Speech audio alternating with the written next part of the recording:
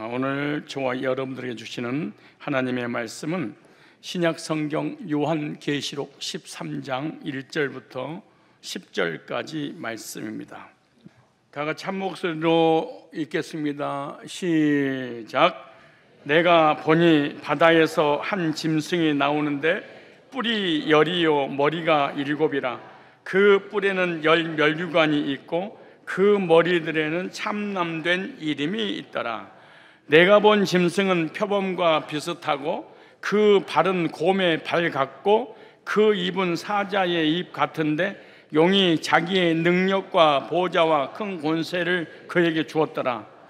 그의 머리 하나가 상하여 죽게 된 것 같더니 그 죽게 되었던 상처가 나음에 온 땅이 이상히 여겨 짐승을 따르고 용이 짐승의 권세를 주므로 용에게 경배하며 짐승에게 경배하여 가로되 누가 이 짐승과 같으뇨 누가 능히 이로 더불어 싸우리요 하더라. 또 짐승이 큰 말과 참남된 말하는 입을 받고 또 42달 일할 권세를 받으니라. 짐승이 입을 벌려 하나님을 향하여 회방하되 그의 이름과 그의 장막 곧 하늘에 거하는 자들을 회방하더라. 또 권세를 받아 성도들과 싸워 이기게 되고 각 족속과 백성과 방언과 나라를 다스리는 권세를 받으니 죽임을 당한 어린 양의 생명책에 창세 이후로 농명되지 못하고 이 땅에 사는 경배하리라. 누구든지 귀가 있거든 들을지어다.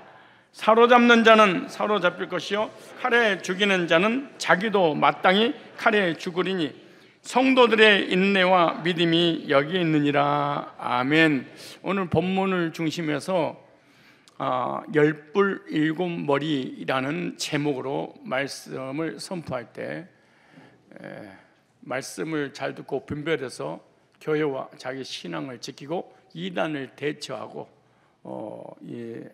하나님의 교회를 순결하게 지켜나가야 될 줄로 믿습니다.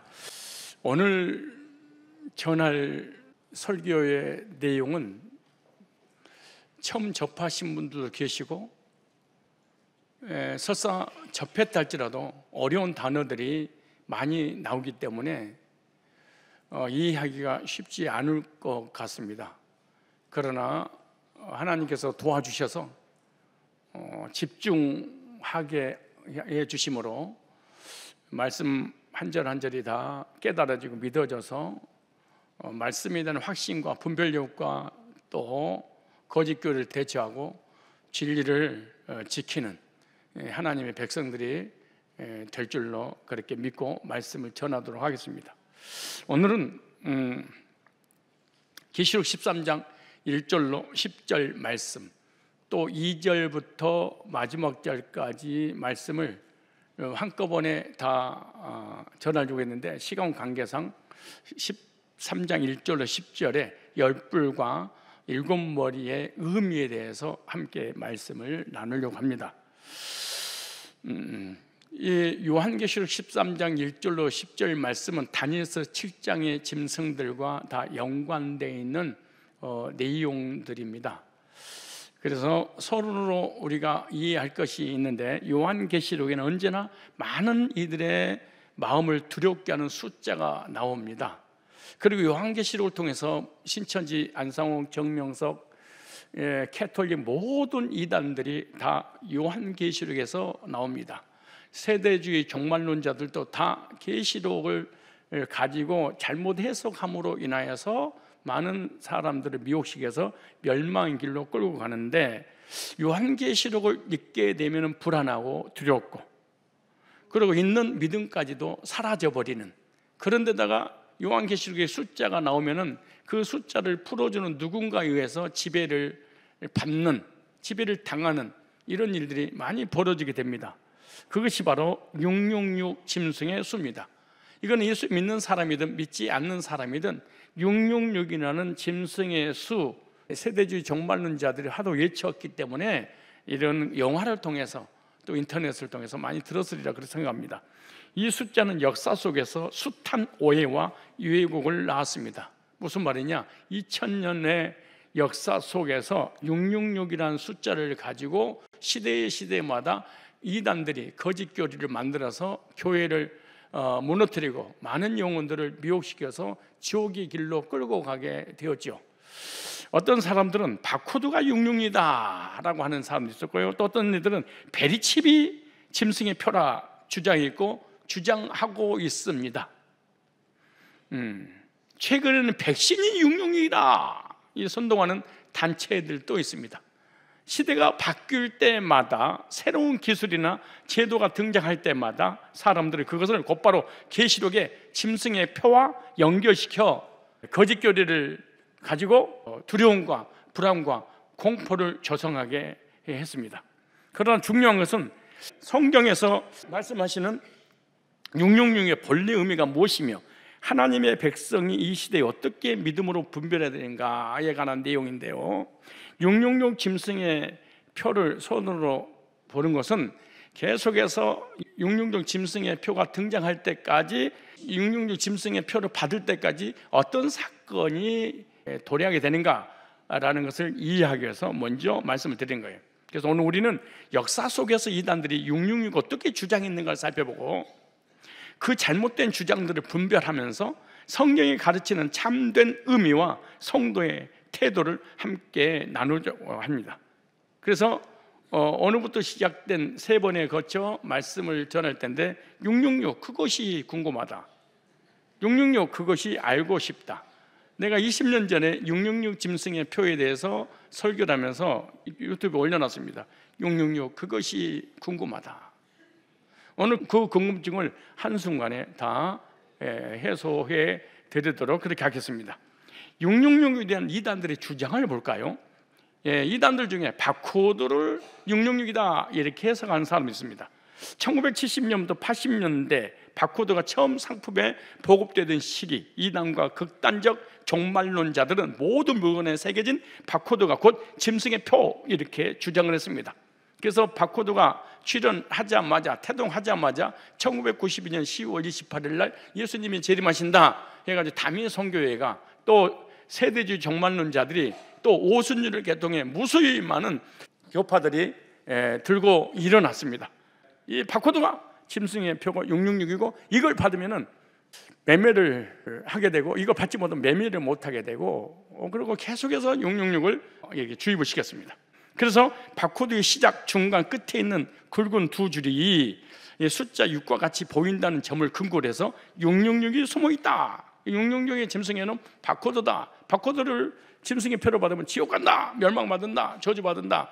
지금 교회 다니는 70년대, 80년대, 90년대 신앙생활 했던 사람들은 지금 이 자리에 계시겠죠? 그분은 다 이것을 다 들어서 경험하고 있을 거예요. 일부는 세계 경제를 통제하는 수단으로 보고 적극적인 도구라고도 합니다. 그러나 이는 과학적, 신학적 근거 없는 억지 주장으로 판명이 이미 됐습니다. 그 다음에 베리칩이 666 짐승의 표다. 요즘 한참 떠들어대는 이 세대주의 종말론자들, 이단들, 지금 우리 기독교 방송에서도 강사들을 불러놓고 강의를 하는데 이런 베리칩에 대해서 합니다. 그리고 5천 명, 10,000명 된 교회, 대형교회 목회자들도 이걸 주장하죠. 1990년부터 2000년대 초반 미국에서 인체 삽입용 마이크로칩 베리칩이 개발되자 일부 종말론 집단이 이를 짐승의 표 이렇게 주장을 하고 한국에 보급시켜서 한국에도 무수히 많은 목회자들이 그 바코드에서 베리칩으로 옮겨 탔죠. 이 바코드 시대가 지나니까 베리칩이 나오는데 베리칩은 더욱더 설득됩니다. 왜냐하면 우리 뇌에, 우리 손목에 삽입을 하기 때문에 이것은 진짜 베리칩이 666 짐승의 표다, 짐승의 표를 받지 말자, 그리고 얼마나 외치고 다니는지 모릅니다. 특히 손이나 이마에 심을 수 있다는 점 때문에 요한계시록 13장 본문과 연결을 시켜서 베리칩이 그리고 미국에서 계속해서 이런 시도를 하고 있으니까 실제 일어나지 않느냐라는 베리칩의 종말론자들이 나왔습니다. 한국에서도 일부 이단 단체가 베리칩을 맞으면 구원을 잃는다고 선포하며 두려움을 조장합니다. 여러분, 바코드가 받느냐 안 받느냐에 따라서 베리칩을 받았냐 안 받았냐 몸에다가 뇌에다가 삽입했냐 안 했느냐에 따라서 구원이 결정되는 거예요? 예수 믿느냐 안 믿느냐에 따라서 결정되는 거예요? 그럼 미혹당하지 말아야지. 내가 여기다 베르칩을 딱 받았어. 근데 사고 났어. 근데 계속 가지고 있어야만이 짐승의 표를 받아서 지옥 가는데 처음 와서 드디어 찬스가 생겼어. 사고 났는데 어쩔 수 없어서 팔을 잘리게 됐어. 딱 잘랐더니 베르칩이 빠져나갔어. 어디 가는 거야? 천국 가는 거잖아. 상식적으로 생각해 보세요. 베르칩이 구원을 결정하는 거예요? 예수님 믿고 안 믿는 것이 구원을 결정하는 거예요? 그런 기독교 안에 얼마나 많은 이단들이 도사리고 있는지 모릅니다. 하지만 이 역시 본문을 현실 기술의 억지로 대입한 해석으로 정통 교단에서는 경계하라라고 합니다. 그 다음에 또 요즘 최근에는 백신이 또 육룡 짐승의 표다. 우리 교인들도요, 이 코로나19 백신을 맞이하지 않는데 이걸 안 맞는 이유가 뭐냐? 이것이 육룡 짐승의 표라고 이단들이 유튜브에 올려놓으니까 그것을 듣고 우리 교인들 중에서도 백신 안 맞는 사람 지금도 있어. 왜? 이단에 노출돼서 그러는 거예요. 백신하고 구원하고 무슨 관계가 있어요? 예수 믿느냐 안 믿느냐가 결정하는 거예요. 코로나19 팬데믹 2020년 이후 이단 인터컵을 비롯한 극단 종말론 단체들이 백신이 짐승의 표라고 주장했어요. 백신 안에 칩이 들어있다거나 백신을 맞으면 DNA가 변하고 영혼이 통제된다는 식의 음모론을 퍼뜨렸습니다. 여기 나오죠. 2020년 7월 설교 중에 최바울 인터컵 본부장, 세계 선교를 위해서 막 외치는 사람이죠. 코로나19 바이러스는 마이크로소프트 창립자인 빌 게이츠 등의 음모에 의한 것이다. 그리고 백신으로 DNA를 바꿔서 절대 복종, 공포고 두려먹고 이 백신을 맞으면 세계가 뭐가 돼? 그들의 노예가 돼. 그리고 백신 못 맞겠는 거예요. 그래서 전국에 백신 안 맞으면서 코로나 걸려가지고 퍼뜨려가지고 날 때까지 정보부에서 찾아왔어요. 목사님, 이들이 집단 생활하는 곳이 어디가 있습니까? 알려주세요. 막 그런 얘기, 나한테 그런 얘기 하더라고. 도와달라고. 이런 주장으로 인해서 실제로 성도들 중에 백신 접종을 거부하는 사례가 있었고 교회 내 분열이 일어나기도 합니다. 너 백신 맞았다며? 육룡 짐승의 표 받은 거야. 난 안 맞았어. 그래 나는 구원 받은 거야. 야, 백신이 구원이냐? 그래. 그게 이제 육룡 짐승의 표야. 그래서 서로 막 싸우고 맞았냐 안 맞았냐, 짐승의 표를 받았냐 안 받았냐, 예수 믿냐 안 믿냐를 해야지. 그러나 이는 공포를 조장하는 가짜 뉴스이자 구원론을 왜곡하는 심각한 이단적 주장으로 규정을 했습니다. 기타 주장도 볼까요? 신용카드, 1980년도 90년대 신용카드 번호에 666이 포함되면 짐승의 표라고 주장하는 거예요. 여러분 신용카드 있잖아요. 그거 다 짐승의 표로 받은 거야. 그래 신용카드를 가지고 있어. 근데 뿌려서 버려버렸어. 그럼 다시 구원받았다가 또 신용카드를 또 내가 구입하면 또 천국 갔다가. 똑똑해서 그런 거야. 무슨 말이냐? 나처럼 성경 많이 알고, 나처럼 신앙생활 많이 하고, 나처럼 교리 많이 알고, 나처럼 똑똑한데 내가 이단에 빠질 일이 없어. 그래. 두 번째, 상담해야지. 나보다 똑똑한 사람이 어디 있다고 상담을 해. 그래서 이단에 빠지면 개종하기 힘들어. 저주받기 전에는. 원래 이단에 빠지면 성도들의 삶의 저주를 받거든. 영적으로 지옥 갈 뿐만 아니라 가정도 다 거의 막 깨지게 되고. 근데 왜 상담 안 하냐?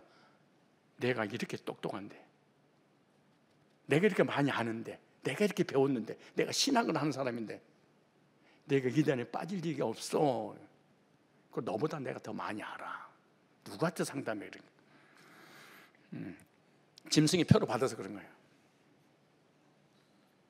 어떤 사람도 이시 유럽 공동체다. 유럽 연합이다 그렇게.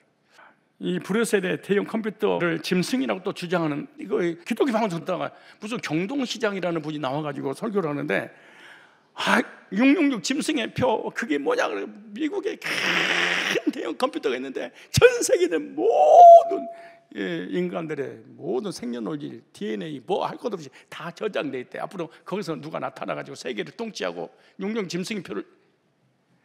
기독교 방송국에서 국제 경제 통합 자체가 저그리스도 체계라고 그렇게 얘기하는 거예요. 휴대폰, QR코드, 인터넷이 또 어떤 사람은 또 666 짐승의 표라는 거예요. 최근에 핸드폰 번호에 666 있으면 불길하다. QR코드 접속이 짐승의 표다 이렇게 말해요. 심지어 인터넷 도메인이라는 지정까지 나오는 www 들어가지고 히브리어를 가지고 하는 거예요. 그 이단과 극단주의자들의 공통점이 뭐냐? 시대마다 새롭게 등장한 기술이나 제도를 짐승의 표와 연결해서 사람들을 불안하고 두렵고 공포에 떨게 만드는 거예요. 중요한 거, 정통교회가 됐든 이단이 됐든 말씀을 딱 들으면 불안이 왔다, 두려움이 왔다, 그러면 귀신이 운영하는 교회 다니는 거예요. 왜냐? 하나님은 평화의 하나님이고 평강의 하나님이에요. 하나님 우리에게 평안을 주신 분이에요. 사단은 불안과 두려움을 주는 거예요. 어떻게 불안과 두려움을 주느냐? 바로 설교를 통해서. 성도들과 교제 나누는데 이 사람하고 교제만 나누면 불안하지? 그럼 그 사람은 사단의 역사로 쓰임받는 거예요. 근데 이 사람만 왜 평안하지? 하나님께서 함께 하시는 거예요. 교제도 잘해야 돼. 분별하기 너무너무 쉬운 거야. 설교를 듣는데 불안하고 두렵다, 막 구원의 확신이 흔들린다, 그러면 사단이 운영하고 있는 교회에 다니는 거예요. 말씀 듣는데 기쁘고 평안이 오고 안식이 오고 하나님께 늘 가까이 가게 된다, 그럼 정통교회 제대로 다니는 교회를 다니는 거예요. 성도하고 교제를 나누는데 늘 불안하고 두렵고 구원이 흔들려버리고 하나님과 멀어진다, 그러면 그 사람은 하나님의 사람이 아니야. 그런 성경이 말하는 666은 특정 사물이나 기술이 아니라 하나님을 대적하는 불완전한 인간 권력, 우상 숭배적 저그리스도 체제를 상징한다, 이렇게 보시면 됩니다. 따라서 우리는 두려움보다 그리스도의 인을 받은 자의 확신, 계시록 7장 3절, 14장 1절 안에서 담대히 서야 되는데 무슨 말이냐? 사단의 역사와 하나님의 역사가 비슷한 공통 분모가 하나 있어요. 이단에 빠지는 방법이 뭐냐 그러면 거짓 교리를 듣고 그 거짓 교리를 믿으면 사단이 인을 쳐. 그럼 하나님과 멀어지고 하나님 자리에 사람이 딱 서 있어. 신기한 일이에요.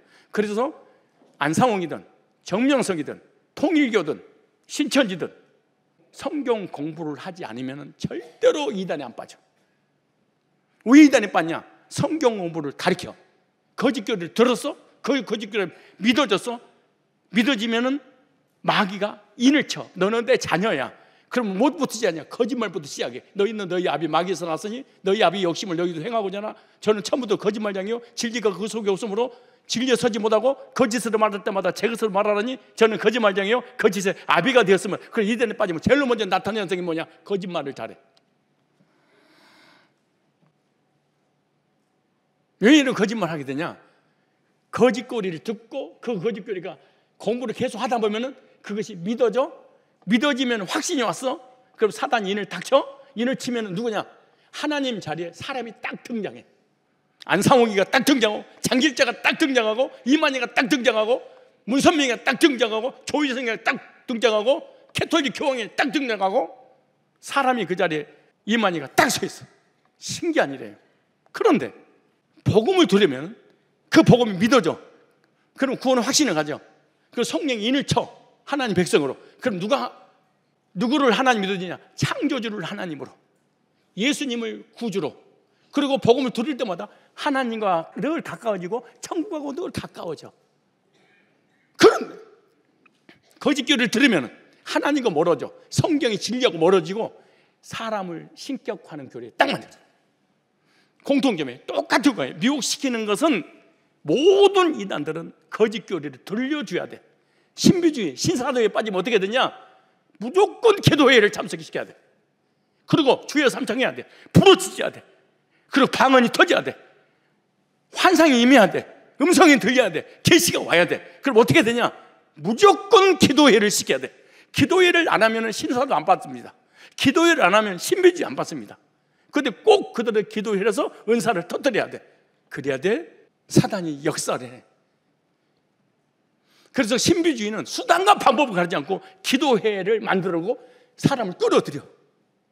신천지 안상홍 정명석 제메스 이런 데는 어떻게 하냐, 수단과 방법을 가르치고 성경 법을 강제적으로도 시켜야 돼. 왜? 강제로 시켜보니 사단 역사에서 그 거짓교리가 믿어지게 해야 되니까.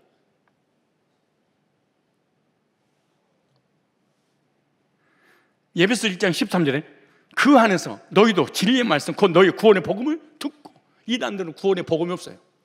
지키는 거지. 듣고 그 안에서 또한 믿어. 복음을 듣고 믿었더니 성령께서 도장을 딱 쳐. 넌 내 백성이야. 그러니까 창조주가 아버지로, 예수님이 구세주로, 천국이 나의 집으로 딱 믿어지는 거예요. 뭘 들어야 되는가? 복음을 듣고 이단의 거짓교리를 들어 믿어줘. 확신이 왔어. 사단이 도장을 찍었어. 그러면 이만희가 재림지로, 안상홍이가 재림지로, 이긴 자로, 구원자로, 보혜사로, 장길자가 하나님 부인으로, 이것이 믿어지는 거예요. 목사님 어떻게 그렇게 장길자를 하나님 부인으로 믿어지고, 말도 안 되지. 이만희 그 할아버지를 어떻게 재림지로, 이긴 자로, 보혜사로, 구원자로 막 재임에서 정명석이래. 안 된다고? 일단 가서 6개월만 들어봐. 안 믿어지는 것이 불가능한 일이야. 나는 가끔 가다가 우리 교회 아따리 갔다리 하는 사람은 제발 이단에 좀 갔다 왔으면 좋겠다는 생각이 들어. 예, 정신을 차리게. 이상하게 정통교회 다니면 정신이 나가버리고, 이단한테 가면 눈이 갑자기 커지고 귀가 커지고, 어머머, 처음 들어서 쇼킹해, 충격적이, 어머머, 새로워, 어머머, 그거 이상하네 그거. 왜냐? 귀신이 강력하게 밀어준 힘 때문에 그런 거예요. 자, 계시록 13장은 세 가지 대주제로 나와 있습니다. 먼저 바다에서 나온 짐승 10뿔과 7머리가 나옵니다. 두 번째, 13장 11절 15절은 땅에서 올라온 새끼 양 같은 짐승. 세 번째, 짐승의 표 666. 바다에서 나온 7머리 10뿔 있어요. 땅에서 나온 양 같은 짐승이 있어요. 이 과정을 통과하면 짐승의 표를 딱 받아요. 자, 먼저 오늘 10뿔과 7머리에 간단하게 말씀을 전하도록 하겠습니다. 먼저 10뿔 7머리 신천지 해석을 볼까요? 10뿔은 10장로다. 아니 얼마나 웃기는지 몰라요. 예를 들어 이런 말이에요. 신천지는 배멸구라는 교리가 있어요. 배도 하니까 멸망자가 멸망을 시켰어요. 멸망하니까 멸망자하고 싸워서 이긴 자가 구원자인데, 그 구원자가 누구냐? 이만희야. 그래서 이긴 자 이만희를 믿으면은 구원받고 영생 얻고 죽지 않고 과천에서 영원히 산다. 이런 교리야. 10뿔에는 10멸류관은 멸망자의 조직 가운데 있는 10장로의 명예를 말하고 천국비밀 계시록 진상 85년 196페이지 나오는데, 7머리 7목자다. 7머리는 7두령 곧 7목자임 요한계시록 실상 2011년 252페이지를 가지고 나오는 거예요. 그러니까 10뿔 7머리는 10장로 7목자로 조직은 청지기 교육원이냐. 무슨 말이냐? 청지기 교육원의 10명의 장로를 7목사가 청지기 교육원에서 세웠다 그 말이야. 근데 그 청지기 교육원이 첫 장막 유지열 그 장막에 쳐들어가서 그 교리를 타락시켰다 그 말이죠. 그래서 이 청지기 교육원은 멸망자고, 그 다음에 유지열 첫 장막은 배도자, 진리를 배도하니까 멸망자가 찾아가서 멸망시켰어. 그러니까 이만희가 이 청지기 교회 멸망자하고 싸워서 교리로 3년 6개월 동안 교리를 이겼다는 거야. 그러니까 이겼으니까 나를 믿으면 내가 구원자다. 지가 신화를 짜놓고 거짓교리를 가리키는데 30만 명이 몰려든 거야. 아니,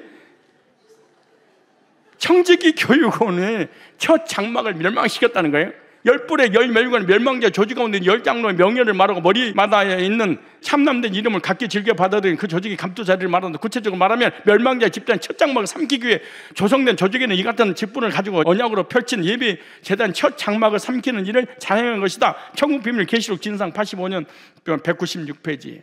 자, 그럼 여러분 실상의 인물을 직접 들어봐야 돼. 연대 교수님이고 박사님이고 종신대 교수도 했었던 사람인데, 이 멀쩡한 오평원을 갖다가 멸망자로 만드는 거예요. 이 사람이 청지교육원의 대표인 오평호가 첫 장막 유지열 장막에 서들어 거짓교리를 무너뜨렸다는 거예요. 그런데 이 사람이 가리키는 교리하고 이만희가 싸워서 이겼다는 거야. 그래서 이만희가 구원자, 메시아, 재림주, 보혜사, 이긴 자가 돼서 이만희를 믿으면 구원받는다고 그래. 근데 오평호 얘기 들어보니까 이만희가 누군지도 모른대야. 자, 들어보세요. 이제 문제는 뭔가 하니 잘못된 것을 바꾸기 위해서 이제 유재열 씨한테 그런 이야기를 좀 했습니다.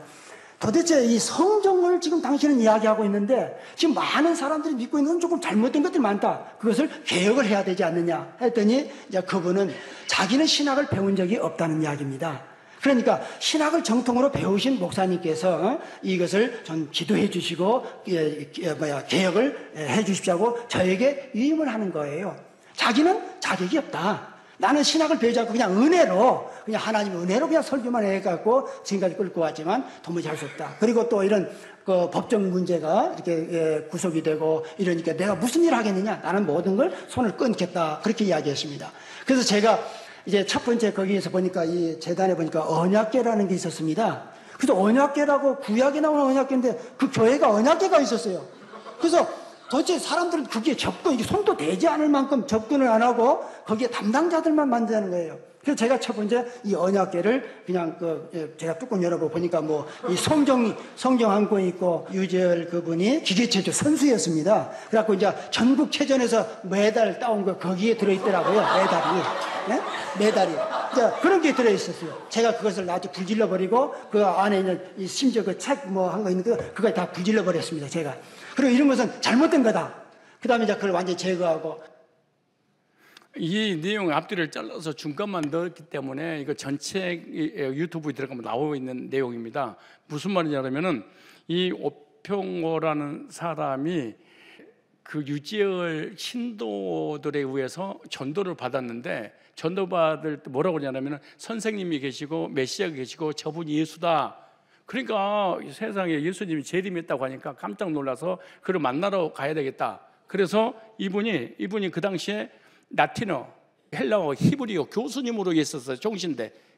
그다음에 연대도 교수로 계셨고, 그러다가 하도 궁금해서 갔더니 거의 신앙한 사람이 없고 거짓 교리를 이렇게 성경을 혼자 깨닫고 비유풀이를 하고 있더라는 거야. 그러니까 이분이 있다가 이건 다 잘못된 거다, 잘못된 건 잘못된 거 다 가르치기 시작을 했대. 그러니까 17세 때 이미 2,000명의 신도를 둔 게 누구냐면 유재열이야. 17살 때. 근데 이 사람이 체조 선수인데 일본에 가서 말을 해야 되니까. 그러니까 거기 가면 일본어 방언을 배운다고 하니까 그 가가지고 방언 받으려고 가다가 이단 교리를 받은 거예요.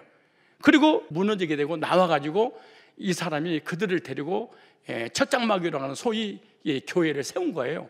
세웠는데 17세, 18세, 19세 어린 나이가 아무것도 모르니까 이 성경을 비유풀이로 하다가 이분을 만난 거예요. 이분을 만나서 얘기를 들어보니까 자기가 잘못 성경을 해석했구나, 잘못됐구나 라는 깨달은 거야. 깨닫고 난 다음에 하는 말이 나는 물러날 거니까 이 모든 2,000명 된 교회를 당신에게 드리겠습니다. 그래서 이 사람이 그들 데리고 이삭교회를 세운 거예요. 그런 거지. 이만희는 바로 유재열이 시한부 종말론 주장했는데 그것이 불발전으로 끝나는 거야. 그러니까 자기가 헌금했던 걸 다 찾으려고 고발해서 감옥에 들어가 있을 때 그 교리들을 자기가 가지고 배명교 교리를 만들려니까 누가 필요하냐? 오평호가 필요한 거야. 그래서 청지기 교육원의 대표인 오평호가 첫 장막에 들어가서 멸망시켰다. 그렇게 이 교리를 만들어낸 거예요. 그런데 이 사람은 그런 사람 만난 적이 없다. 그래 봐보세요. 들어봐요. 그래서 이 청지기 교육원도 그 당시 제가 다 이렇게 봉헌하고 해서 그 목사님들에게 재교육 운동을 시켰습니다. 잘 운영이 되고 그러다가 이제 그런 제대로 이제 활동한 다음에 제가 청지기 교육원을 문을 닫은 것입니다. 근데 여기에 보면 신천지 이만희 교주에 의하면 오평호 교수님이 청지기 교육원을 끌어들여 장막성전을 멸망시켰다는데 장막성전은 아무 상관이 없었습니다.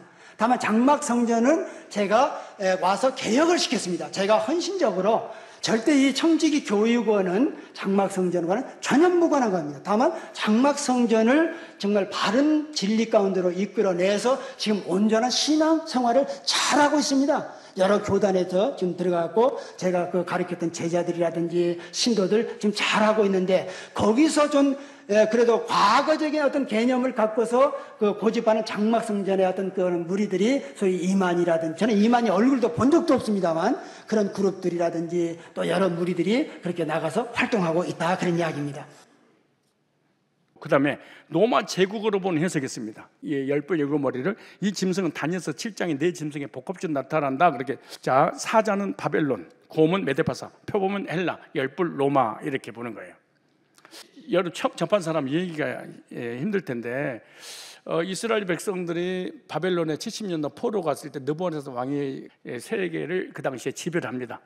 근데 나중에 메데파사, 이 바벨론은 사자의 나라라고 그러고 메데파사를 곰의 나라라고, 헬라를 표범의 나라라고, 열불을 로마라고 그러는 거예요. 근데 메데파사에 의해서, 메데파사 고레스에 의해서 바벨론이 무너져요. 메데파사 나라가 영원할 줄 알았더니 알렉산더 대왕에 의해서 메데파사가 무너져요.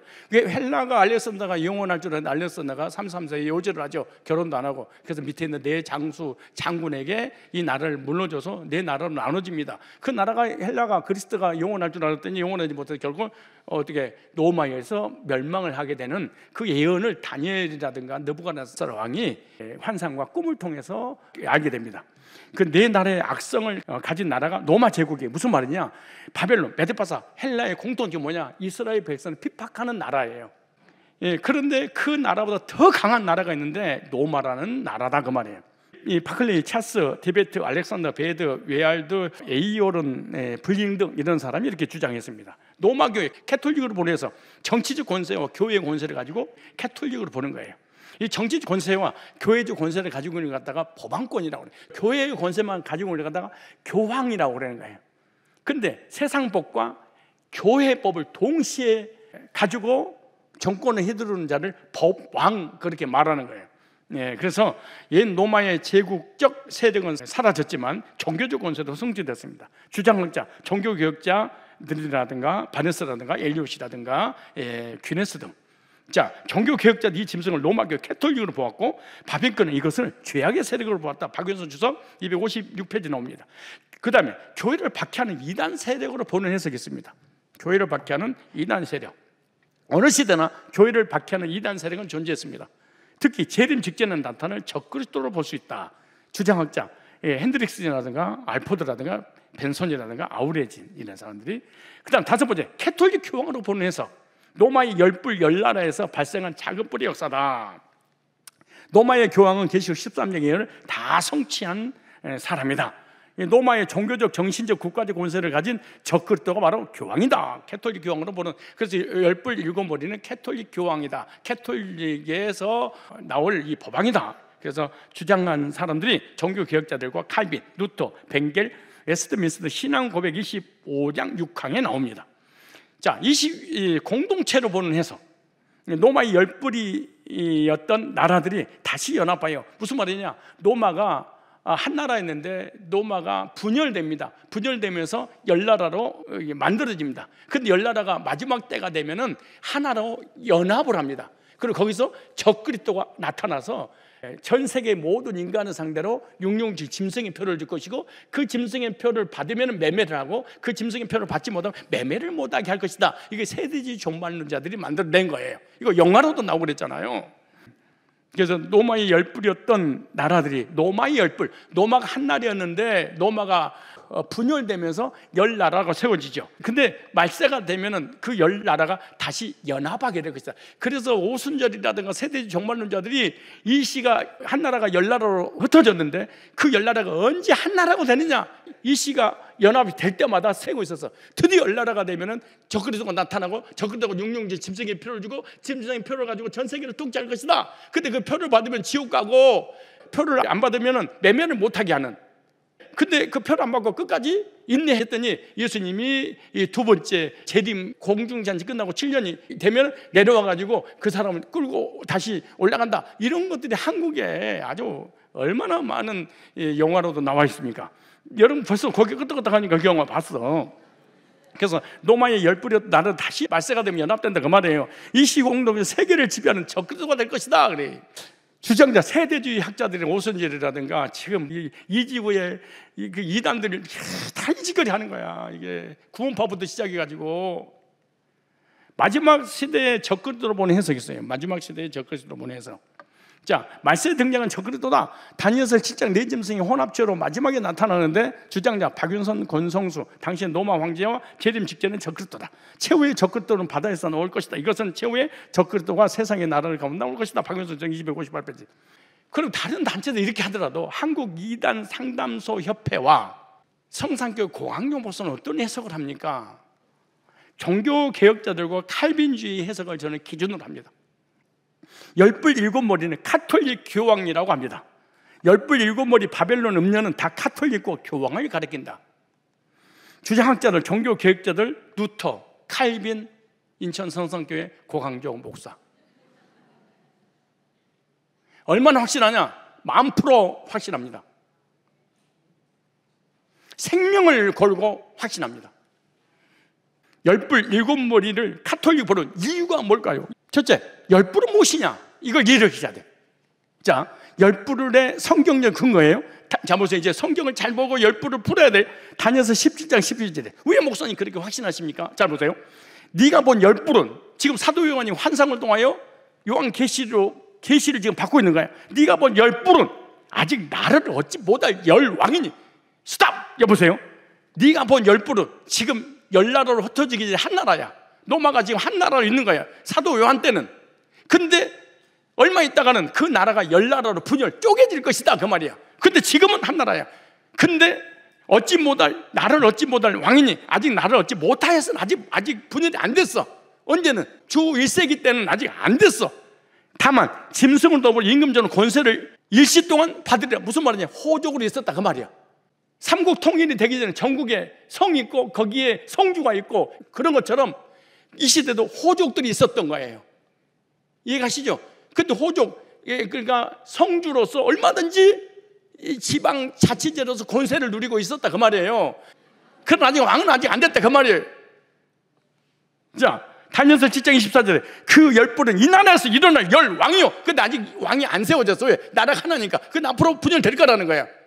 열왕이요. 그 후에 또 하나가 일어나니 그는 먼저 있던 자들과 다르고 또 새 왕을 복종시켜. 열왕이 있는데 그 열왕 중에 새 왕을 내릴 것이라는 거야. 왜? 열불 중에 한 왕이 나타나는 거야. 그게 로마 카톨릭 바티칸이 나온다 그 말이 이게.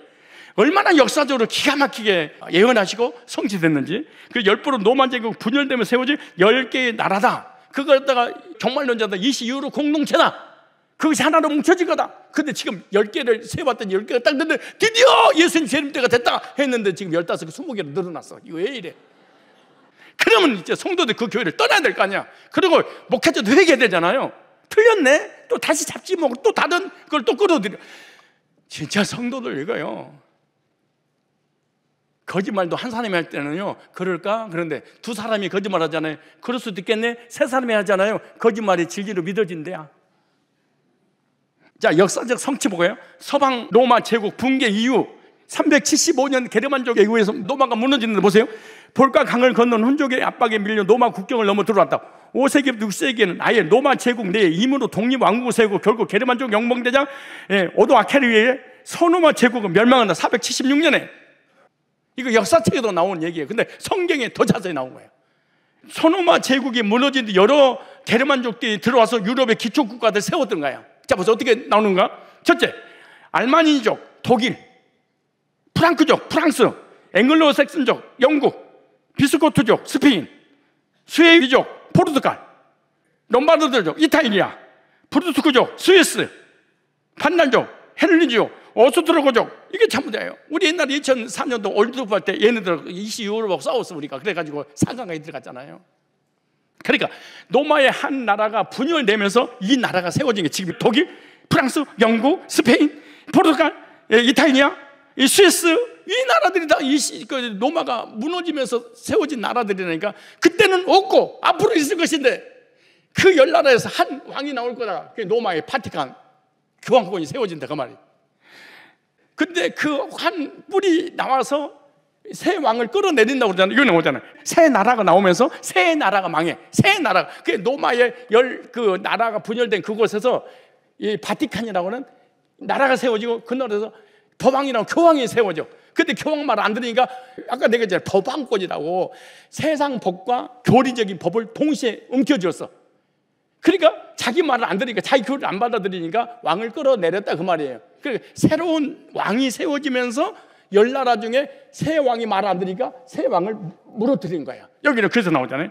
538년에 헤롤리 동고트 반다를 내려놓습니다. 왜? 이들은 법왕권에 순종을 안 했거든. 그러니까 왕을 내려놓은 거예요. 자, 법왕권, 교황이 국가적 권세를 갖게 되었어요. 교황권 지배하는 시대, 정교 암흑 시대에 법왕으로 반대하면서 새 나라를 완전히 멸망시켰어요. 그게 파티칸 법왕권, 교황권으로 큰 교리를 만들었는데 가장 작으면서, 무슨 말이냐? 로마 안에, 로마 도시에, 이탈리아라고 하는 로마 도시에 바티칸이 있는데 그 바티칸은 세계에서 가장 작은 나라인데 세계에서 가장 넓은 영토를 가졌어. 무슨 말이냐? 교황이 전 세계를 지금도 지배를 해. 자, 열부를 통한 의미, 세상 권세의 분열성을 얘기하는 거예요. 세상 제국은 아무리 강대도 하나로 오래 지속되지 못하고 결국 분열과 쇠퇴기를 갖게 돼. 로마가 열나라로 흩어진 것은 인간 권세의 한계를 보여주는 거예요. 하나님 절대 주권인데 다니엘서 2장의 신상 환상처럼 하나님께서 인간 제국을 차례대로 흥망성쇠하게 됐다. 무슨 말이에요? 바벨론이 영원할 줄 알았더니 메디파사, 페르시아, 고레스 왕이 쳐들어가지고 바벨론 무너뜨립니다.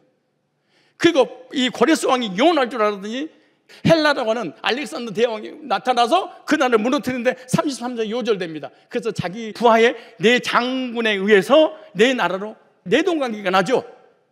내동강기가 나서 세계를 막 다스리고 있었을 때 로마 열불이 나타나서 그 나라를 삼키게 되는 그런 내용이에요. 영원한 나라가 지구상에 없단다 그 말이에요.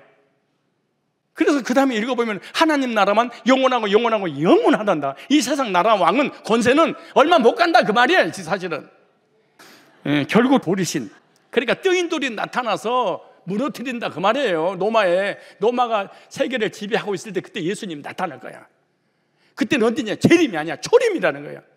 그리고 로마에서 예수님 십자가 못 박아 죽으실 거야. 그리고 초대교회 세워진데 로마에서 초대교회 수백만 명, 그 다음에 캐톨릭 교리 받아들이지 않는다고 해서 기독교 역사에 6천만 명이 순교를 당하는 거예요 사실은. 그러니까 다니엘이 7장에 보면 다니엘이가 계시를 받고 기절하고 쓰러져 버렸잖아요. 왜? 예수님 죽으신 걸 본 거야. 그리고 기독교인들이 6천만 명이 이 로마에서 이 순교 당할 거 다 보고 있는 거야. 여러분처럼 기도하다가 입신 들어가는 거 말고, 다니엘서 2장 24절에 이 열왕의 때 나라가 분열돼서 열 나라가 세워질 때 하늘의 하나님 한 나라를 세우리니 분열될 때 예수님 오신다는 거예요. 초림으로 이것은 영원히 멸망하지 않을 거죠. 그 국원이 다른 백성이 돌아가지 않을 것이고 도리어 이 모든 나라를 쳐서 멸하고 영원히 설 것이라. 이 초대교회가 세워지고 전 세계를 이제 하나님 나라로 세워지는 거죠. 예수님 도래하면서. 종말론적 경계로 보면 열불은 단순히 과거 역사적 나라만이 아니라 종말까지 이어진 세상이 정치적 연합세로 예상되는 거예요. 마지막 때 짐승과 함께 성도들 핍박을 세력으로 등장하는데 다니엘서 17장 13절에 저희가 한 뜻을 가지고 자기의 능력 권세를 짐승에게 주더라. 일곱 머리 뭐냐? 열불에 대해 얘기가 갔어요. 열불을 정리하면 로마가 한 나라였는데 분열돼서 열 나라가 세워진 거야. 그리고 왕이 세웠어. 그 10명 중 왕이 하나가 세워졌어요. 그게 로마 캐톨릭 교황권 법왕권이에요. 근데 법왕의 교리를 받아들여야 아니니까 새 나라를 빼버렸어요. 이해 가시죠? 그러니까 일곱 머리, 열불 일곱 머리는 청지기 교회에서 7명의 목사님이 10명에게 안수기도, 나 진짜 이게 정말 웃기고 자빠졌어. 왜들 그러니? 내가 이단을 20몇 군데를 상담해 봤어. 내가 어쩌면 똑같니 교리가. 나중에 계시록이 뭐라고 하세요? 이단이 지들끼리 진짜라고 싸우리라 그래. 이단들이 스스로 지어 나타나. 우리가 진짜라야, 너 가짜야. 그러니까 아니야, 우리가 진짜야. 김풍이가 진짜야. 아니야, 이만희가 진짜. 우리가 아니야. 안상호가 진짜 아니라고. 안식기가 진짜야. 아니야, 캐톨릭이 진짜. 지들끼리 이단들끼리 모여가 서로 자기 진리가 진짜라고 가짜들끼리 싸우래. 예를 들어서 이스라엘 백성들과 누구하고 무슬림하고 서로 전쟁이잖아요. 다 가짜들이. 둘 다 가짜들이잖아. 그들이 둘 다 이단이야. 우리 기독교에서 볼 때는. 근데 지들끼리 싸운다는 거야. 하늘에 또 다른 이적이 보이니 보라, 한 큰 불균형이 있어. 머리가 7이요 뿔이 10이라. 그 여러 머리에 7멸류가 있는데 지리적 이 의미를 좀 보세요. 계시록 10장 9절에 이제 10뿔을 얘기했죠. 이제 7머리예요. 지혜 있는 뜻이 여기 있으니 그 7머리는 여자가 아니지 7산이요 10명의 장로에게 7명의 안수를 하는 게 아니고, 자, 지리적 역사를 좀 보세요.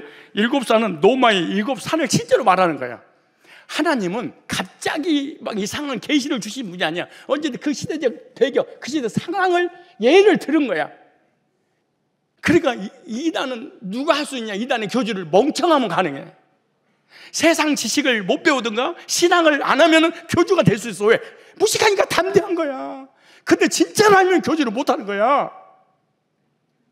일곱산은 노마, 일곱산 의미하는 거예요. 하나님을 대적하는 종교 본부에도 노마는 일곱산.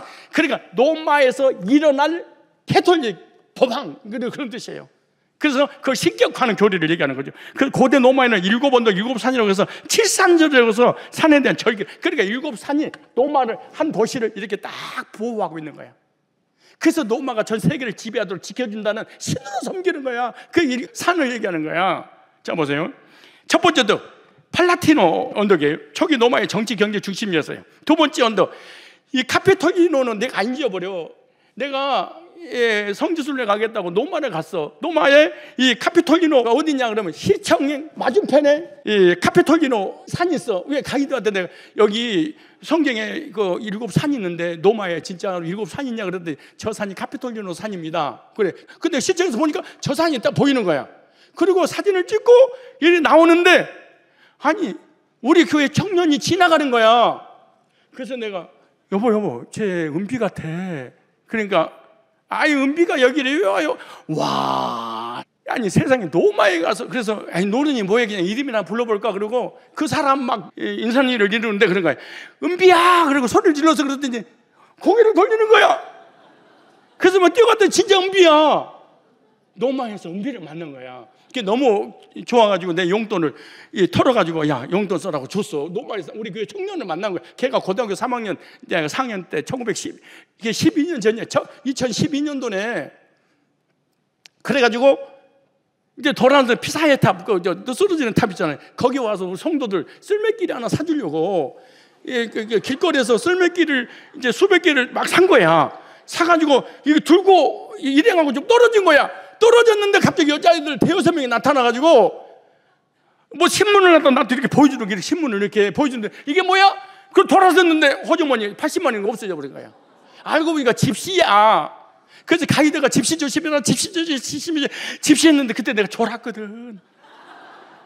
그래서 내가 돌아서 그래서 야 걔한테 100만 원 가지고 여행 갔었는데 100만 원 다 줬으면 걔가 영원한 나의 추억이 될 텐데 괜히 돈 조금만 줬네. 쓰리 당할 줄 알았으면 줬었다 그 말이야. 안 당할 줄 알고 안 준 거지 사실은. 그 산이 카피톨리노 산이야? 내가 직접 가봤다고. 근데 뭐 이렇게 일곱머리 열머리 장로가 무식한 이만희. 내가 이만희한테 그래서 이만하면 됐다 이제. 노마 시청 통일 로마의 상징 비토리오, 에마누엘레, 리세 기념관들도 이게 다 있는 거야. 내가 직접 가봤다고. 그다음에 세 번째도 아벤티노. 그다음에 네 번째도 켈리오. 다섯 번째 언덕 에스켈리노. 여기 그다음에 여섯 번째 비비날리노. 지공의 상인들 언덕이다 그래요. 일곱 번째도 퀴리날리노. 이만희가 역사를 알겠어. 그 시대의 상황을 알겠어. 성경을 알겠어. 글을 알겠어. 이렇게 일곱 산이 있어요. 고대 노마의 7언덕 일곱 산. 역사적 문화적 의미, 노마 제국은 자신들 일곱 산 위에 세우는 도시라고 자부했어요. 성경과의 연관성을 볼까요? 계시록 17장 9절에 지혜 있는 뜻이 여기 있으니 그 일곱 머리는 여자가 앉은 일곱 산이라. 교회가 타락하면 음녀, 신부가 타락하면 음녀라고 그러는 거야. 기독교가 타락해서 캐톨릭이 되니까 음녀야.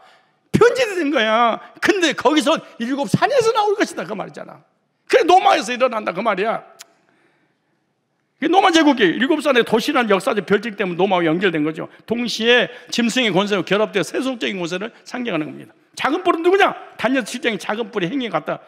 다니엘 7장 8절에 내가 밤 이상 가운데 그 다음에 본 넷째 짐승은 첫째 사자같고 두 번째 짐승 곰같고 세 번째 짐승 표범같고 네 번째 짐승은 그래요. 근데 첫째, 둘째, 셋째 바벨론, 메데파사, 헬라는 안 무서웠는데 네 번째 짐승은 무섭고 놀라우며 다니엘이가 기절해버린 거야. 극히 강하며 또 큰 천리가 있어서 먹고 부서뜨리고 그 나머지를 발로 밟았으며 그 짐승은 전에 모든 짐승과 다르고 또 그 열 뿔이 있으므로 내가 그 뿔이 유시 본즉 다른 작은 뿔이 그 사이에 나더니 열 뿔에서 작은 뿔이 나더니 먼저 뿔 중에 셋이 그 앞에 뿌리까지 뽑혔으며 왜 그 교리 받아들이지 않으니까. 이 작은 뿌리는 사람의 눈 같은 눈이 있고 또 입이 있어. 그 말을 하더라. 달라져.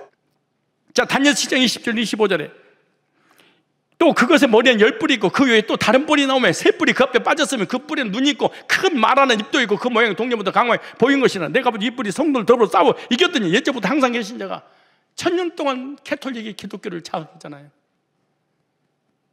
안상홍, 이만희, 정명석 시작할 때는 우리가 그들을 몰라 교리를. 그리고 일방적으로 기독교가 당했잖아요. 200명 뺏겼잖아. 근데 우리 상담소가 세워지고 난 다음에 다시 찾아오고 있죠 지금 사실은. 네 번째 짐승에 10뿔이 나오고 그 중에 다시 작은 뿔 하나가 일어나 3뿔을, 이 뿔은 사람의 눈 같은 눈과 큰 말을 하는 입을 가졌더라. 그는 성도들을 괴롭히면 때와 법을 거치려 하고 때와 법이 그의 손에 한때, 두때, 반때, 3년, 반때, 1160일 하나님 손에 맡겨집니다. 역사적으로 예언적 해석을 보면은 역사주의 해석, 많은 개혁자들과 신학자들은 작은 뿔을 로마 제국 이후에 등장한 교황권을 보는 거예요. 눈, 큰 말, 성도를 핍박하고 때와 법, 변경등과 부합한다고 해석을 했어요. 세대주제의 해석, 미래의 관점에서 서크리스도 혹은 그의 전조를 본다. 종말의 성도들 핍박하고 스스로 신격화하는 인물이다. 그렇게 역사적 인물로 해석. 일부는 셀루쿠스 왕조의 안티오쿠스 에피바네스, 주전 150년 전에 나왔던 안티오쿠스 에피바네스 사세로 이해를 했어요. 그래 예루살렘 성전을 못 오고 제우스 신상을 세웠으며 유대인은 심하게 바뀌었다. 그래 작은 뿔의 악한 행위를 볼까요? 기록된 악행 크게 4가지가 있어요. 첫째, 교만한 말, 교만해라. 하나님을 대적하고 자신을 높이 신성 모독에 언사를 했어요.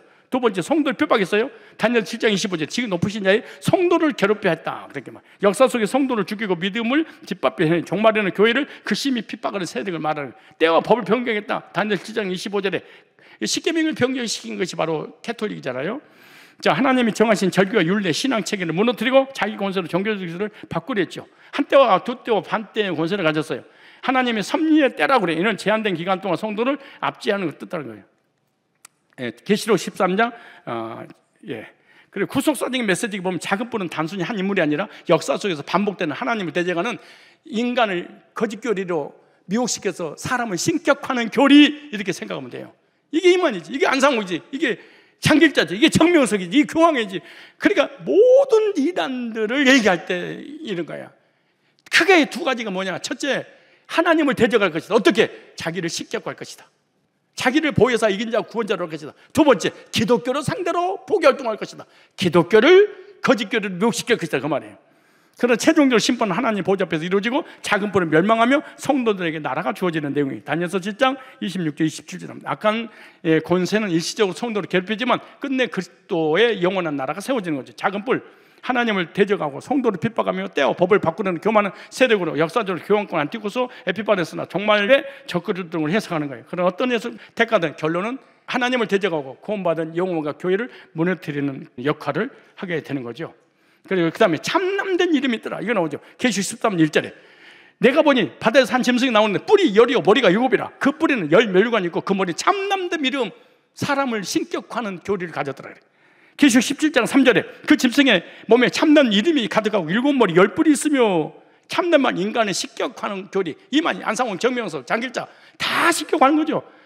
그 다음에 큰 말, 큰 교리, 캐톨릭 큰 교리가 가졌더라. 계시록 13장 5절에 또 짐승 큰 말과 참된 말하는 입을 받고 또 42달 일할 권세를 받는 짐승 큰 말과 참남된 말. 참남된 말이 뭐예요? 자기 인간을 하나님으로 할 거잖아. 보혜사로, 이긴 자로, 구원자로. 그 다음에 큰 말을, 큰 교리가 있다는 거예요. 그래서 이단들의 특징이 다 이단의 교리가 있는 거예요. 미혹시키는 큰 권세, 교권이 있더라. 교권. 계시록 13장 2절에 그 권세를 그에게 줬더라. 6번째, 하나님 이름과 하늘의 장막 교회를 회방한다. 아까 말씀드렸죠? 계시록 13장 6절에 짐승이 입을 벌려 하나님을 향하여 회방하되 하나님을 대적하고, 두 번째, 그의 이름과 그의 장막과 하늘에 가는 자들 회방하리라. 예수 믿고 구원받은 성도, 정통교회를 무너뜨리는 역할이 전부 다 이단들이 하는 거예요. 성도를 싸워 이기더라. 언제든지 이단은 우리 교리를, 우리가 그들을 모르니까 기성교회를 상대로 미혹시켜서 교회를 뺏어가는 거죠. 그 나중에 캐톨릭이 마틴 루터 종교 칼빈에 의해서 무너지게 되잖아요. 맨 처음에는 항상 이단들이 이겨. 왜? 우리는 그들을 모르니까 백전백성을 해야 되는데, 그럼 저들도 하고 우리도 알아야 되는데 우리 건 있는데 저들도 몰라. 그렇게 당하는 거야. 계시록 13장 7절 또 권세를 받아 성도들과 싸워 이기게 되고, 성도가 싸우는, 교회가 싸우는데 성도가 져버렸어. 뭐예요? 캐톨릭에서. 뭐예요? 신천지, 안상홍, 정명석 거의 기성교회 다 뺏겼잖아요. 근데 이제 상담소가 세워지면서 거짓교회가 드러나면서 그들이 무너지기 시작하죠. 결국 사람을 신격화하는 우상숭배하게 되죠. 죽임을 당한 어린 짐승이 경배 아니라 사람을 신격고 해서 사람을 하나님을 섬기게 되다 우상숭배야. 그 이단에 빠진 사람 우상숭배하고 있는 거예요. 계시록 13장 3절에 머리가 하나가 상하여 죽게 된 것 같이 그 상처가 나오면, 봐, 이게 무슨 말이냐? 그의 머리가 하나가 상하여 죽게 된 것 같으니 그 죽게 된 상처가 나오면 온 땅 이상형의 짐승을 따라, 무슨 말이냐? 여기 나오죠. 1798년 역사적으로 지금 계속해서 제가 역사를 말씀드리는 거예요. 1798년 2월 10일 교황 비오 6세가 프랑스의 베르티어 장군에게 체포되어 발렌스 성에서 사망합니다. 그렇게 어마어마한 법안권, 교황권을 가지고 있는데 그 권세에 대항을 합니다. 그래서 죽게 되죠. 그 실제로 죽게 되었다가 상처가 나오면 그래. 1929년 라레탄 조약에 의해서 교황령 바티칸 시를 다시 확보합니다. 상처가 나왔다 그래. 다시 캐톨릭이 회복되어지는 역사가 일어나죠.